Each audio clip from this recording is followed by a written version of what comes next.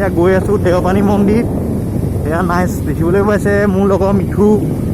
মই আৰু বহুত বেয়া ৰাস্তাটো, কিন্তু বহুত বেয়া আহি আছোঁ ভাল লাগিছে।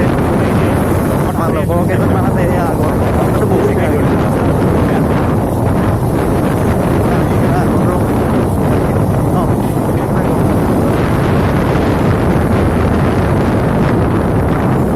ৰাইজসকলে মুতিছে। গৰম পানীৰ ওচৰত কিবা টিকেট কাটিব লাগে নহয় চাগে।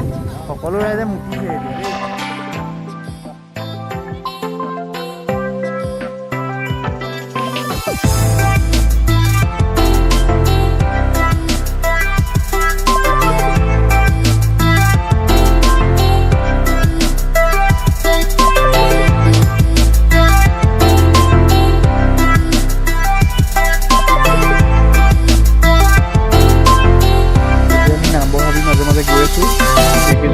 পিছত লগৰ কেইজন আহি আছে আৰু সেইকেইজন পিছত আহি আছে চাগে।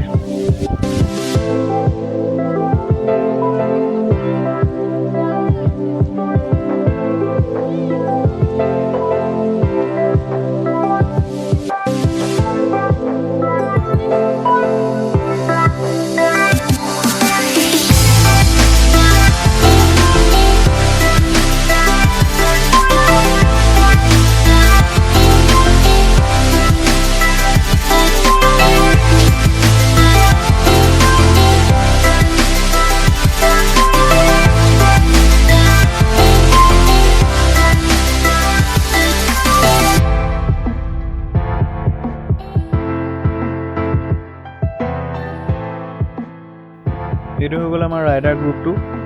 ফটো দুকপি আছিল, সেইবাবে এড কৰি দিছোঁ।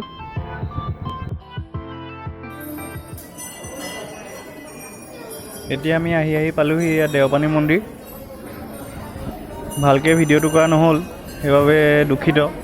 হ'লেও অলপ চলপকৈ হ'লেও আছে, চাবচোন।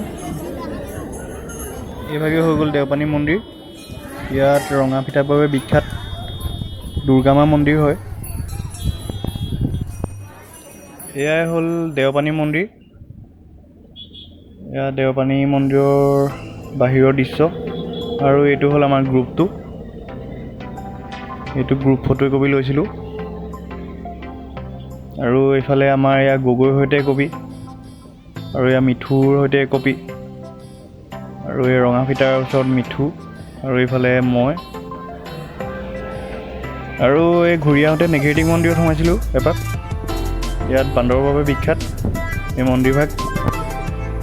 এয়া হ'ল নেঘেৰিটি মন্দিৰ। এয়া এই বন্ধুবৰ্গৰ সৈতে।